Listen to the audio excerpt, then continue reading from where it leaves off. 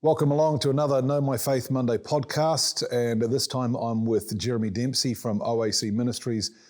I was going to say in the Hawke's Bay, but you're actually the National Director. Yeah, that's right. I reside here in the Hawke's Bay, but last year in March I took over from Lou Meyer, who was the National Director at the time, and so... For about 140 years, I think. Yeah, something like that. I think he came off the ark. Yep. But it was an interesting journey because it was something that I never really wanted to do, was to be the National Director of OAC. I was quite happy in my role, which was the training director, yep, where I could focus on equipping people for evangelism and going around the country and working closely with churches and out on the streets and in different parts of the community. So I really never desired that leadership. And for a few years, he was like, "Oh, Jeremy, you should, take over from me." And I'm like, no. And then sort of 2018, end of 2018, the Lord started to change my mind, and then... Okay, so let's talk about OAC, because when I first met OAC, it was back in the Barry Tetley, Bob McNaughton days of the 1960s, open air campaigners. That name has changed. Yeah, that's right. I wasn't born then, so I didn't have anything to do with it, but it used to be called open air campaigners.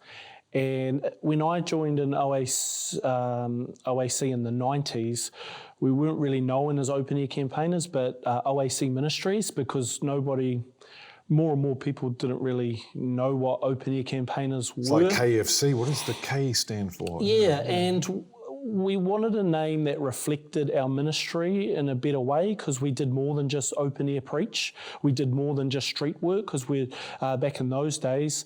And when I came on, we'd go onto ships, go into factories, go into schools, universities. We'd work with churches very closely and just in prisons. And so a lot of that ministry was actually done indoors.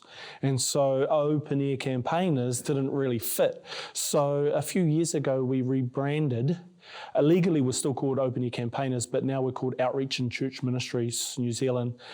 Still OAC, yeah, but it just reflects better the nature of our work in evangelism. Yeah, which also was very much in Ephesians 4. Yes. Because the giving of the apostles and the evangelists and the prophets and the teachers and the pastors is for the equipping of the church. Yeah. So the C part of that, the outreach is obviously the evangelism thing, but the C part is where you guys equip others in giving the gospel. Yeah, that's right. And so all of our workers are connected with local churches.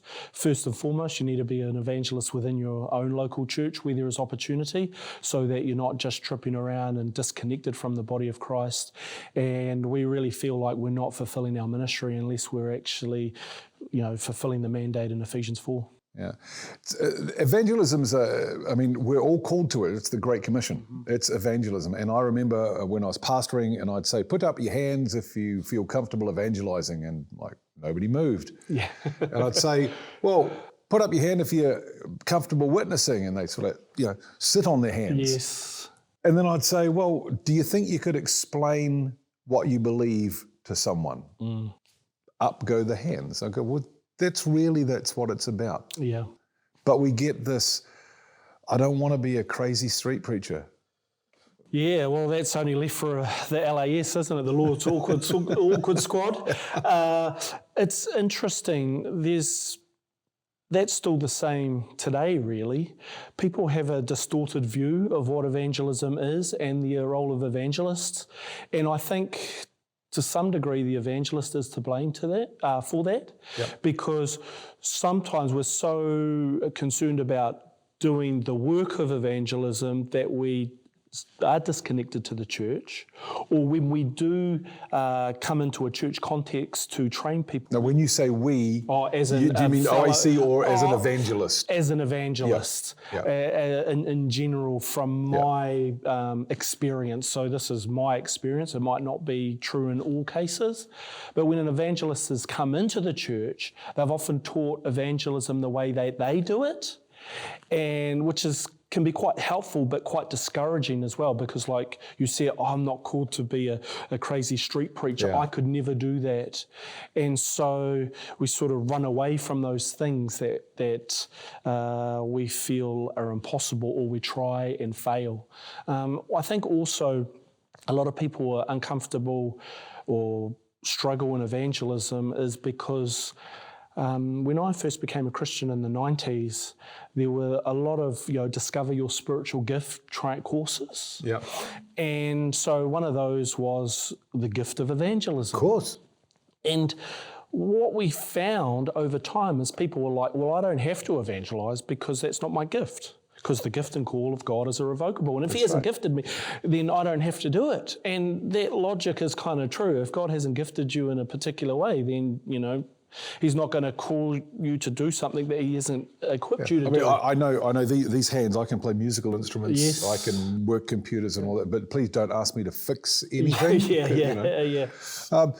So go back to the 1990s. So did you grow up in a Christian family, in a household, or non-Christian? My family were very religious. They went to the pub Thursday, Friday and Saturday and recovered on Sunday.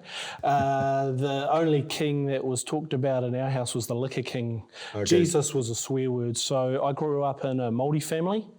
In fact, my mum's first words to me was that it's not my son, put him back in, because everybody before me was brown and everybody after me was brown, and out come this white, blue-eyed blonde, and so she was quite shocked. I just say to people, I'm genetically modified. Dempsey is a good Irish name, and I've got good Irish stock. But growing up, I knew about God. People talked about the Lord. In fact, we would be at parties, either at the marae or in the garage, and some of our kuias, our old people, you get to a point where you're playing the guitar, singing songs, they're drinking away, and at a certain point in the night, they would start bringing out their favourite songs and singing their favourite songs, and it's like Amazing Grace, how great they are. So they're like drunk and hands high, and they're worshipping God because they grew up in a Sunday school kind of background. And some of my cousins, and they're looking at them like really strange, thinking, this doesn't connect. We're not really honouring the Lord and we're not at church. What's going on? So I knew that God was real. Little guilt factor coming in. I think so. I knew that God was real, and I thought if I was to go to heaven, if I was to die, I would go to heaven because I'm a good person. I'm not as bad as someone else.